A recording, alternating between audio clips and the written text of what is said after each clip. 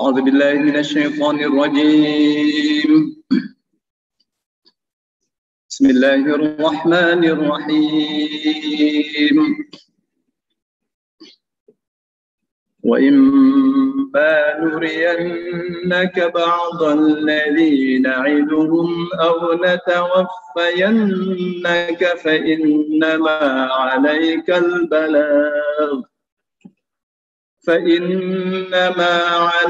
البلاغ وعلينا الحساب. أولم يروا أنا نأتي الأرض ننقصها من أطرافها والله يحكم لا معقب لحكمه وهو سريع الحساب. وقد مكر الذين من قبلهم فلله المكر جميعا يعلم ما تكسب كل نفس وسيعلم الكفار لمن عقبى الدار. ويقول الذين كفروا لست مرسلا قل كفى بالله شهيدا بيني وبينكم ومن عنده علم الكتاب. وإما نرينك وإما dan apabila dan jika nuriyannaka kami perlihatkan kepadamu ba'dal ladzi na'iduhum sebagian apa yang kami ancamkan kepada mereka, berarti siksa ya. Au natawaffayannaka atau kami wafatkan engkau fa innama 'alaikal balaghu maka tidak lain dan tidak bukan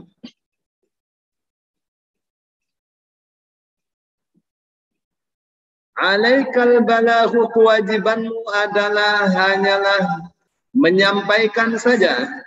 Wa alainal hisab sedang atas kamilah atau merupakan keharusan atau kepastian bagi kamilah al-hisabu menghitung atau menghisab amalan mereka. Apa ini maksudnya ini? Ini ya, Allah hendak menghibur Rasul Shallallahu Alaihi Wasallam. Karena Rasul Shallallahu Alaihi Wasallam di zamannya, di saatnya beliau berdakwah, itu banyak sekali aral melintang, penentangan, tantangan. Maka Allah katakan, andaikan atau jika kami perlihatkan kepadamu sebagian siksa yang telah kami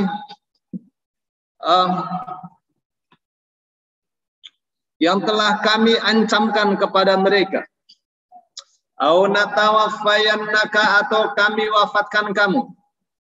Muhammad nih ya, kalau misal ya orang-orang Quraisy itu kepada mereka kepada engkau aku perlihatkan siksa-siksa orang Quraisy yang kami ancamkan kepada mereka, atau kami wafatkan kamu.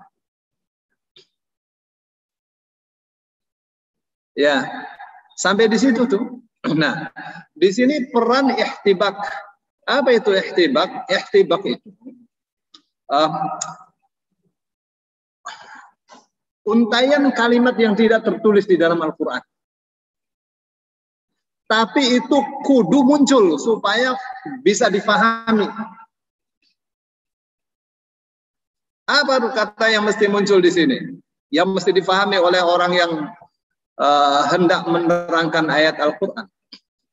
Yang mesti difahami itu adalah kata bahwa itu laisa muhimman laka. Diperlihatkannya siksa orang-orang kafir kepada Nabi Muhammad siksa-siksa yang Allah ancamkan kepada mereka, atau Nabi Muhammad bakalnya diwafatkan oleh Allah, Allah katakan kami wafatkan kamu, itu nggak penting. Orang dakwah itu tidak boleh cengeng istilahnya, Pak. Itu tuh orang-orang Quraisy menuntut kamu agar bukit atau Jabal Qubais itu diubah menjadi emas. Itu tuh mereka ngomong bakalnya beriman. Iman itu bukan karena adanya mukjizat. Sudah pengalaman sejak dulu mukjizat sedemikian dahsyatnya. Mereka iman karena mukjizat itu. Iman itu karena hati manusia digerakkan oleh Allah untuk beriman, bukan karena mukjizat. Tanpa adanya mukjizat mau beriman mah beriman baik. Atau orang Betawi beriman. Kita nggak lihat mukjizat, Pak. Beriman mah beriman saja kan. Kenapa? Karena hakikatnya orang beriman, orang beribadah taat kepada Allah itu bukan kita sendiri yang pengen taat, bukan. Bapak jangan kira Bapak mau berjamaah di sini Bapak yang pengen sendiri, enggak. Bapak jangan kira Bapak taat, Bapak rajin itu Bapak sendiri yang pengen, enggak, Pak. Allah dulu yang pengen. Jadi orang kalau rajin berjamaah, taat kepada Allah, bukan kita dulu yang pengen, Allah dulu yang pengen. Itulah. Maka ini dijewer telinganya suruh ke Baitul Ula, ini suruh berjamaah. Itu Allah dulu yang mau. Jangan dikira kita dulu ridho kepada Allah, Allah baru ridho kepada kita. Enggak, Allah dulu yang ridho. Tuh, makanya Allah katakan radhiyallahu anhum wa radu'an. Allah meridhoi mereka, mereka ridho kepada Allah. Gitu tuh. Ini tuh bukan namanya seperti ini Jabariyah, bukan.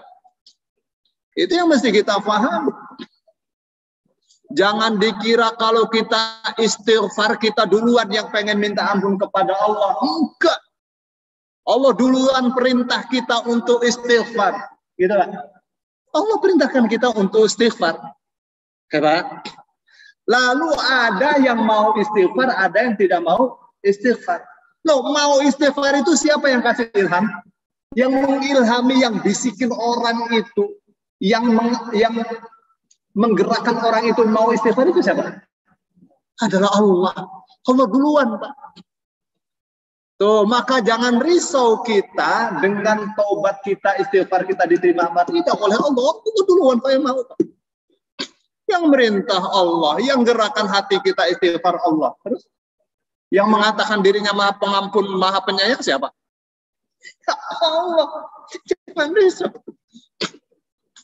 Itu. Tuh, maka Allah katakan walau anna Qur'anan suyirat bihil jibah. Andaikan dengan Al-Quran ini gunung-gunung dibikin jalan. Gunung dibikin jalan, kayak apa kacaunya Pak? Ya dikasih corona saja putak, kita pusing. Ini gunung disuruh jalan. Au qutti'at bihil jibalu, atau gunung-gunung yang gede dipotong-potong dengan hebatnya Quran Pak. Au kullima bihil mauta, atau orang yang mati disuruh bicara dengan hebatnya Al-Quran. Balillahil amru jami'ah, bahkan semua perkara, semua urusan itu milik Allah, itu semuanya bisa dilakukan oleh Allah. Tapi apakah dengan itu orang kafir, dengan hebatnya kejadian seperti itu orang kafir menjadi beriman? Bukan. Bagaimana Allah menggerakkan hati orang? Gitu tak? Itu cuma ayat ini maksudnya begitu. Maka Allah mengatakan itu tidak penting.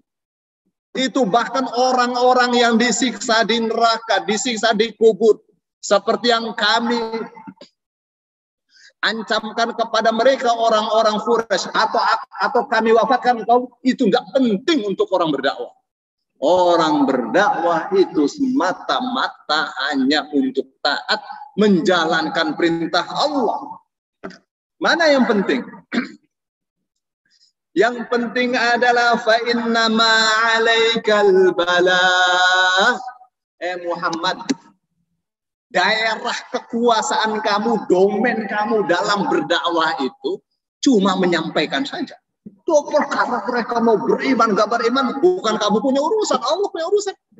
Begitu. Jadi jangan bersedih dengan tuntutan yang macam-macam. Jangan pernah bersedih. Ini hiburan ya Pak. Apa kata Allah?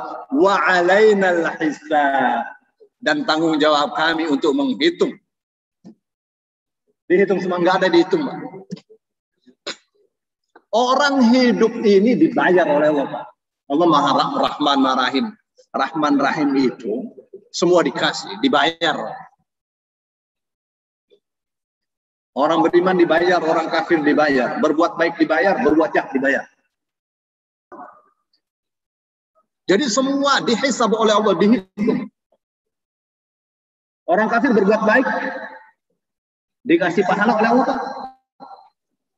Dikasih bayaran, dikasih.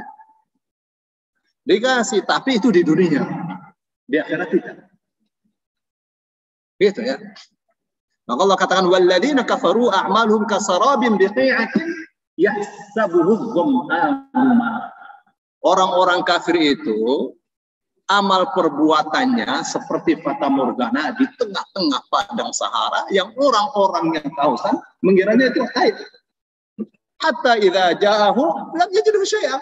Sehingga begitu mereka datang ke tempat yang dikiranya ada air, dia tidak jumpai apapun juga. Wa wajadallaha 'indahu fawaffahu hisaba. Ternyata dia menjumpai ada Allah di sisinya. Rupanya Allah sudah memenuhi semua hisab dia. Jadi di akhirat, di saat-saat semua orang mencari pahalanya, mana saya pahala saya waktu di dunia berbuat baik, mana semua Pak. Semua membutuhkan data pahala dia berbuat baik, semua hatta orang kafir. Itu tuh Pak, hiruk pikuknya besok di mahsyar itu. Hiruk pikuk sekali yang panas, matahari cuma 4 mil saja dari kepala. Kalau ukuran di dunia udah mati. Tapi ini ukuran akhirat. Ukuran gaib nggak bisa disamakan dengan ukuran yang alam syahadah itu. Di sana ada yang dapat naungan dari Allah, di sini waduh menjerit luar biasa. Kepanasan Pak. Setelah itu ada yang namanya hisab. Wah, semua ingin, mana ya saya waktu di dunia berbuat baik amalan saya. Nah, ini orang-orang kafir ini ingat-ingat semua perbuatan baiknya. Dicari pahalanya nggak ketemu. Ketemunya Allah. Ya Allah, pahala saya mana? Fawaffahu hisab. Rupanya Allah sudah memenuhi hitungan dia, hisab dia. Itu dia sudah dibalas semua.